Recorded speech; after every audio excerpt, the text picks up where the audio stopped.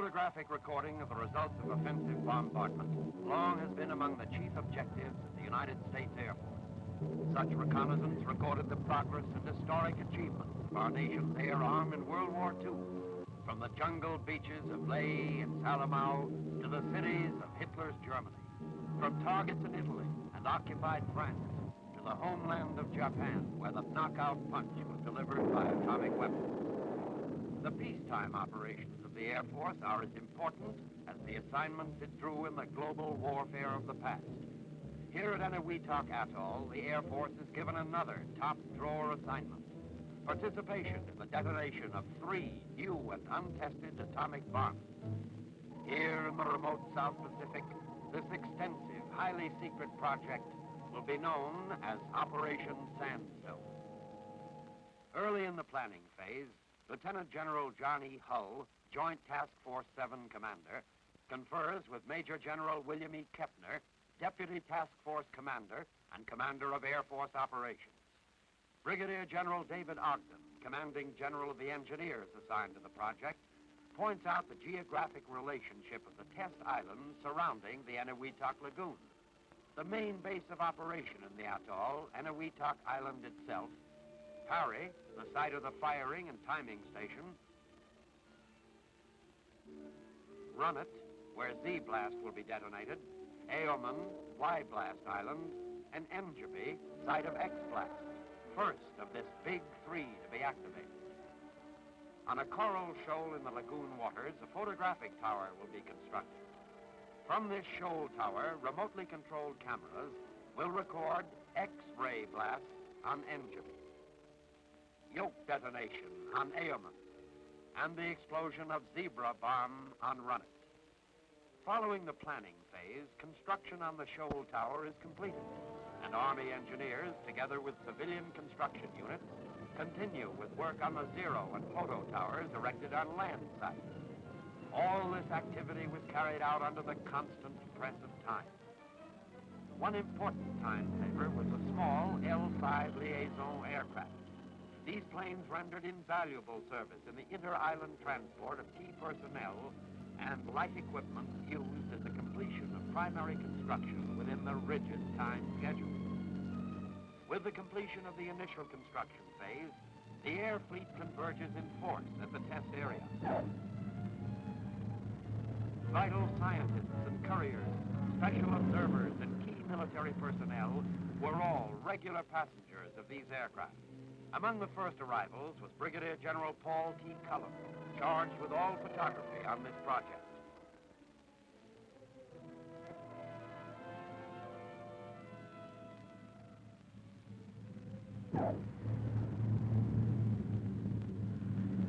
Air Force transports form an airlift to the island.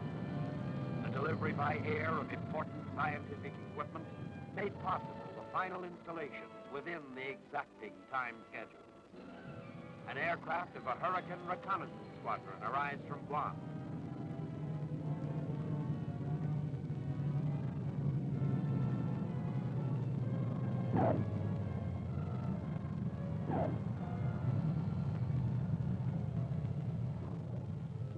These and other long-range aircraft will be based here at nearby Kwajalein Island because of the longer runways and superior operational facilities.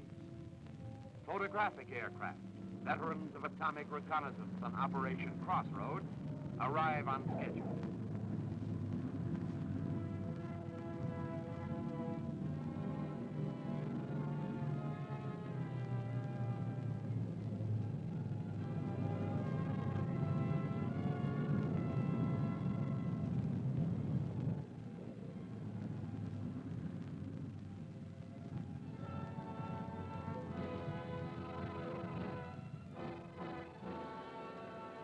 General Hull returns to the test area in an Air Force B-17 and is greeted on arrival by General Kepner and General Roger M. Ramey, commander of the Air Task Group. The steady stream of transport aircraft flowed into Kwajalein and Eniwetok.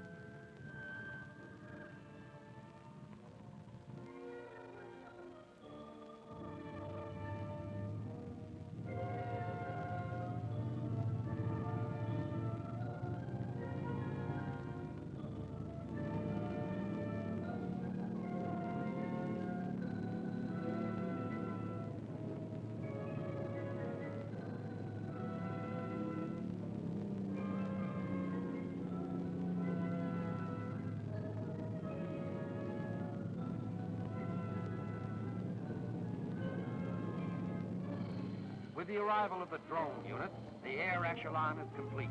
Flown to the site in a normal manner, these four-engined aircraft, weighing over 30 tons, will operate on their missions around and through the deadly atomic cloud without a single man aboard them. Alongside Kwajalein's busy runway stands the Air Briefing Auditorium. Inside, Generals Hull and Kepner meet with the commanders of the various air units, and decisions are coordinated at the command level before presentation to the operational units in the form of constant informational briefings. Briefings covering every phase of the Air Force mission. Thompson briefing operations. Route for all aircraft will be Kwajalein to Woto to Eniwetok area. Colonel Cody, briefing radiological. Aboard each aircraft in this operation will be a qualified radiological defense officer. He will be equipped with instruments capable of detecting and measuring radiation.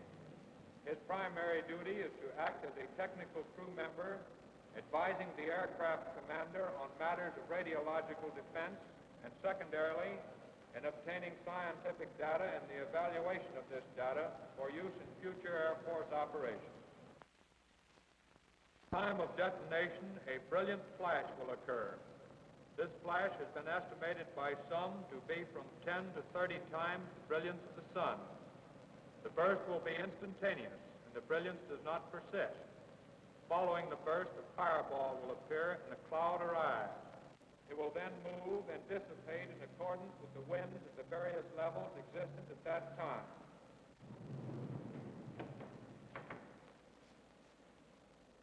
Major Frank, briefing communications. Your attention is invited first to the call sign panel to my extreme right. You'll notice there the call signs for the various units and for the individuals concerned on the mission. There's a call sign for General Ramey, Bolivar, a call sign for the flagship, Big Ben. However, if you wish to get the flagship commander, Commander Air Forces, General Kepner, you would call Big Ben himself. The different units have their own call signs. Harrow for the drones, etc. And then we have for the radiological expert, Dangerous Dan. Our outstanding call sign, you might say, is for the time signal. The time signal is broadcast from Parry Island, broadcast under the name of Baggy Pants. One caution in regard to the time signals. They are not broadcast continuously as a time signal might be picked up over the Washington station. They are an actual voice broadcast, at which time the man will say fraternity, that's the call sign for all aircraft and units in the 7th Joint Task Force 7. Fraternity, this is Baggy Pants. Stand by for hack at 10 minutes until H hours, at which time you will count off and a gong will sound prior to the actual time signal.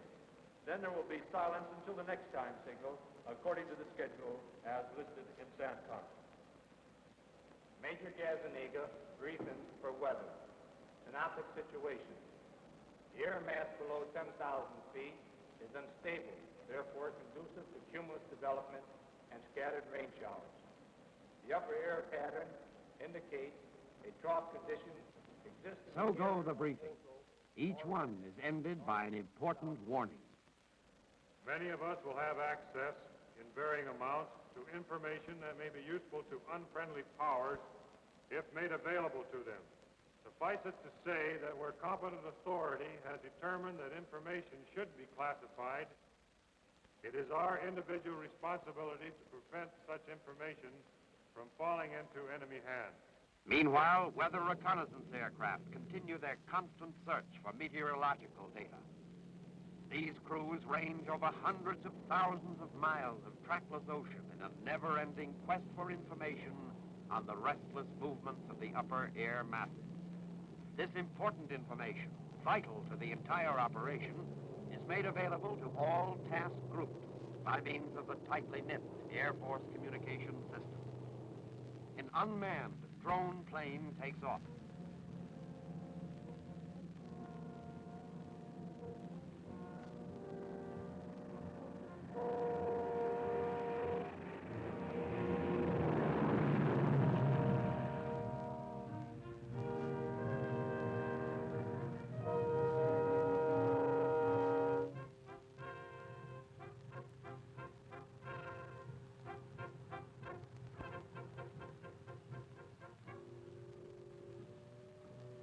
As the drone is airborne, a mother plane sweeps in low and takes over flight control.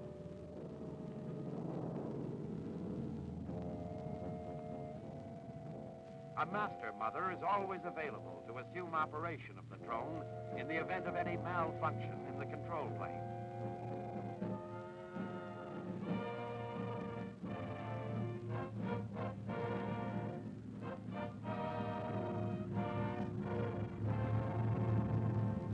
The mission of these drone aircraft will be to obtain samples from the heart of the deadly radioactive cloud arising after the detonation.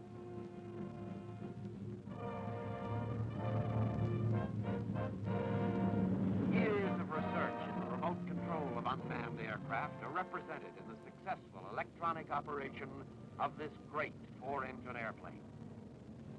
The pilot of the drone rides in the nose of the control plane.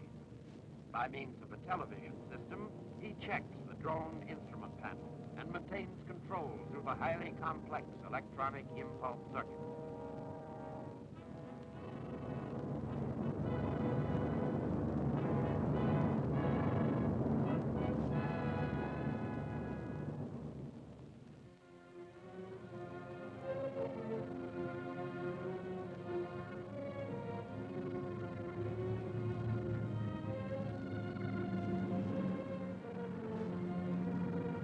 The most exacting process in the drone operation is the landing of these 30-ton flying laboratories. These landings require the most precise and careful coordination to prevent damage to the delicate instruments, the aircraft itself, and to ground personnel. Following normal landing, the plane is braked to a smooth stop, and sample recovery crews assume control. In practice, the same precautions are used as will be exercised after radiological contamination. Engines are cut by means of an external switch, and the plane towed from the runway to make room for other landings.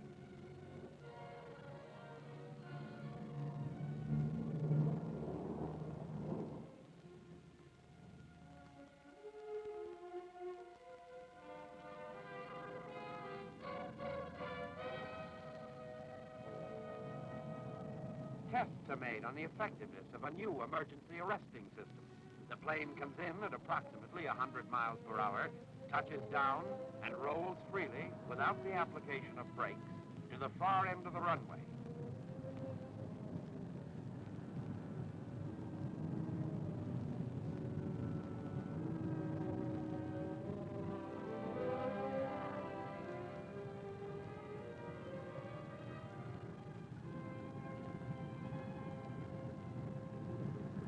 runaway drone is brought to a smooth stop by specially woven elastic nylon ropes. Meanwhile, photo planes continue their practice mission. Aerial cameramen sight motion picture and still cameras on Zero Island as the practice orbits are flown around the detonation site.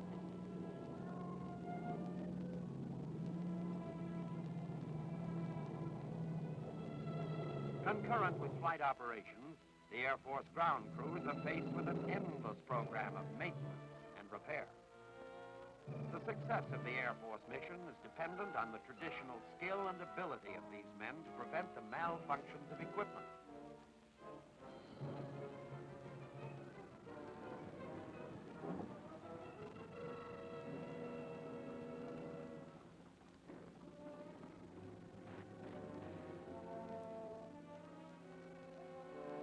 The final phases of preparation for X-Day begin.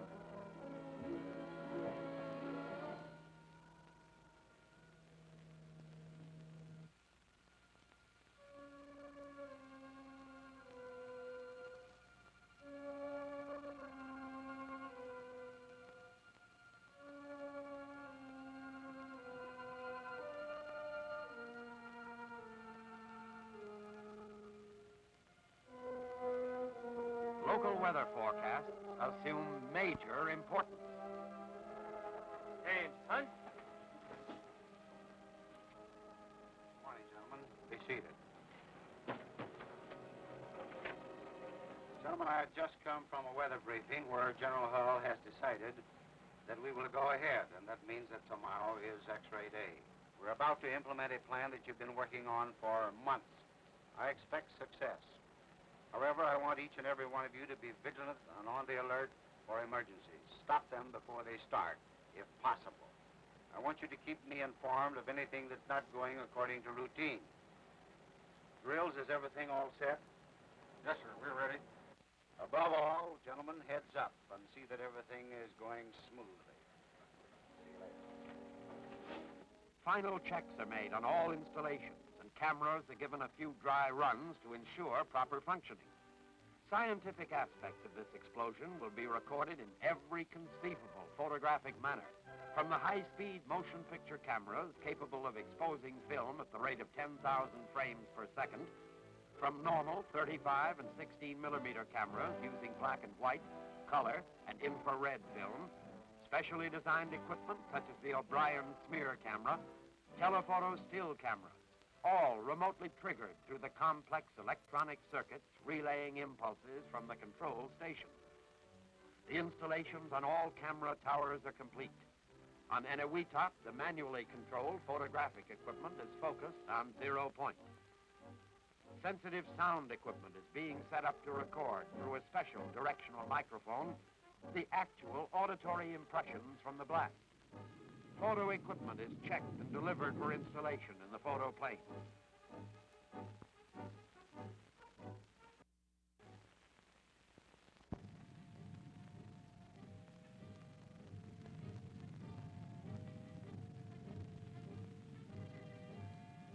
Replacing the machine guns in the turrets and blisters throughout the plane are motion picture cameras capable of recording every aspect of the forthcoming detonation. As huge lenses are thrust through the observation ports, the planes appear to have 100 eyes, an illusion which approaches reality, for through these lenses will pass a lasting impression of the devastating power of the atomic bomb. These camera eyes will circle high above 0 point, some directly over the blast. Plans and preparations have been completed. The Air Force is ready. Takeoff times are announced. The tension begins to increase. Now the tedious practicing will pay off. The operational plan specifies a predetermined position in the orbit for each of these aircraft. Only through familiarity with procedure can this be possible. Familiarity with procedure becomes doubly imperative when the unknown potential of this atomic bomb is to be tested in the pre-dawn darkness, where course and relative position can be determined only by instruments.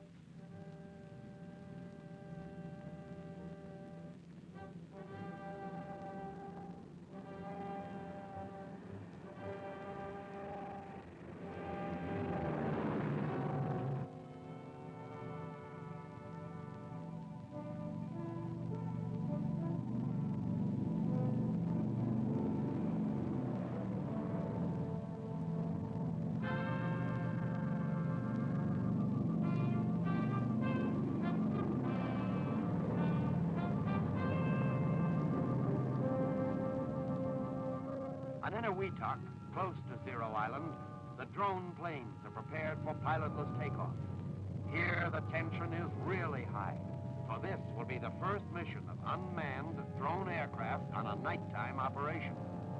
The complexities of drone control are greatly multiplied at night, for no accurate visual check can be made on the drone's performance.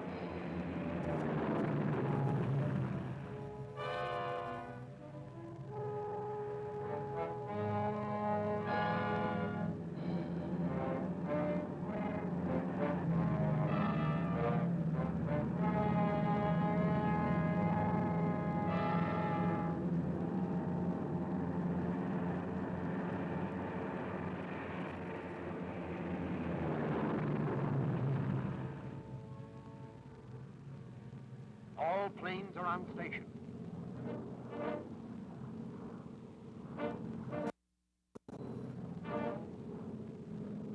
The control pilot guides the operated drone directly over the pre-designated point of blast.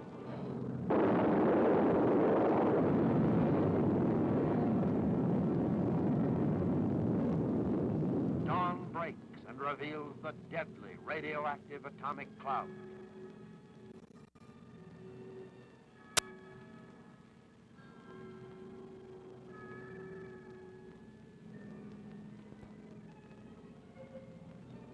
Blasted Enderby Island, far below, is revealed to the drone as it emerges from the atomic cloud.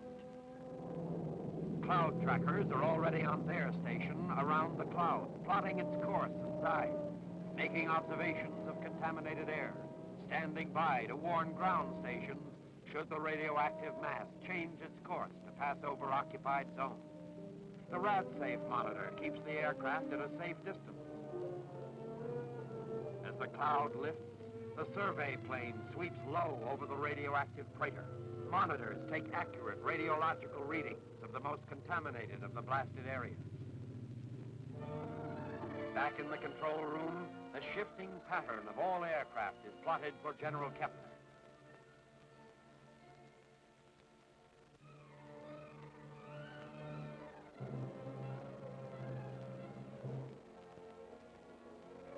Their mission of cloud penetration complete, the drones are returned to Wetuck.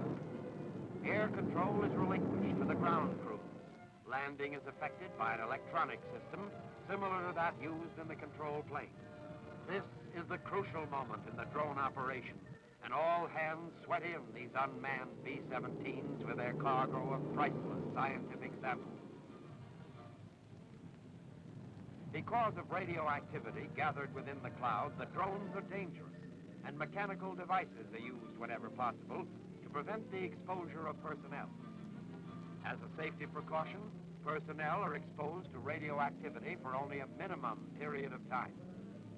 Filter papers containing the samples are removed from the trap.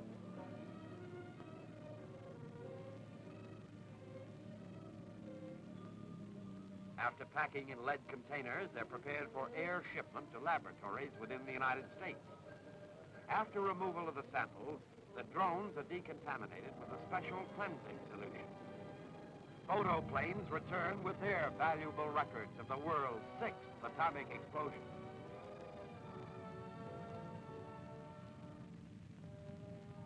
Immediately upon landing, all aircraft and crews are monitored for any harmful radiation. As the last photo aircraft returns, the air operation for X-Day is reaching its final phase.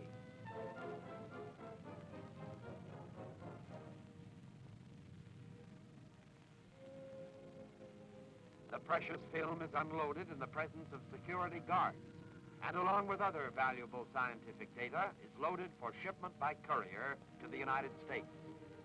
Even as the last courier plane departs, Marking the end of X-Day phase of Operation Sandstone, preparations are underway for the second blast on the forthcoming Y-Day. With the initial preparation for Y-Day completed and favorable weather predicted, the tempo of last-minute activity is accelerated. Once again, these crews will face an unknown quantity, for the bomb to be tested on Y-Day is of a different and even more powerful type than that used on X-Day.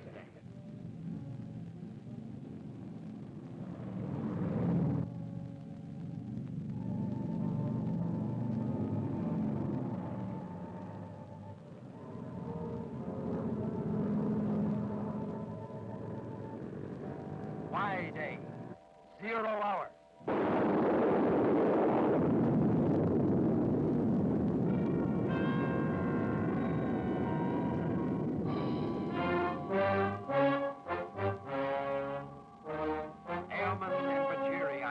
Lie as mute testimony to the devastating effectiveness of this new atomic bomb.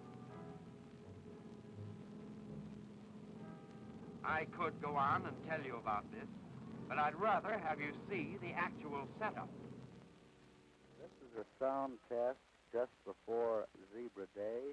This is about 1800 minus Zebra Day. The camera is set up on Perry Island Tower. The sound test will be shot tomorrow morning. This is exactly the same position the camera will be in. This will give you an idea of the position the tower was in before the blast. The sound will be about 22 seconds after the blast is shown on the screen. This is what happened on Zebra Day. Hello, fraternity. This is Baggy Pants. Stand by for final time signals. Stand by for final time signals. At the sound of the gong, it will be minus 30 seconds. Minus 30 seconds. At the sound of the gong, it will be minus 20 seconds. Minus 20 seconds. At the sound of the gong, it will be minus 10 seconds. Minus 10 seconds.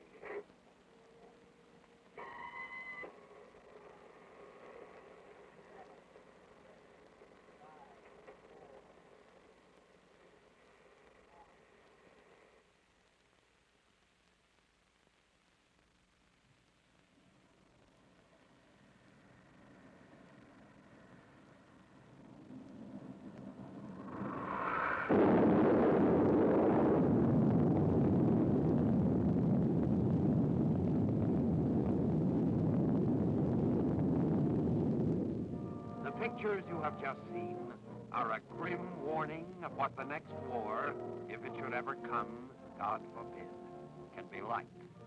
Atomic bombs bring to air power a weapon that staggers the imagination. Our main defense against such a tragedy rests in the strength and alertness of our own Air Force, the one that gets there fastest with the mostest.